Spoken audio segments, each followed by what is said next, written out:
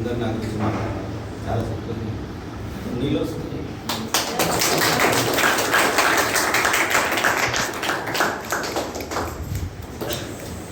అలా నా వ్యక్తిగత చెప్పాను. నేను ఒక గీతలు కాసే పరుగులు కాసే వ్యక్తి. నేను జీవితంలో అసలు ఎలా చెప్పాలో అర్థం కాకుండా ఇలాంటి పెద్దలు ప్రోత్సహించడం వల్ల నేను 5 పీజీలు ఒక ఎంఏ చేసి ఈరోజు మీ స్థాయిలో మీకు విద్యను తీసుకున్నాను. నేను అక్కడ ఆ ఫంక్షన్ వెళ్ళినప్పుడు ఆ జనప్పుడు చూసినట్టే నేను నాకు ఉండేనా అనే ఒక సందేహం కలిగింది. కర్నూలు జిల్లా వెల్లురు కాలేజ్ జూనియర్ ఎక్సెల్ శ్రీనివాస్ పైకి రావడం తర్వాత నాకు నమ్మకం.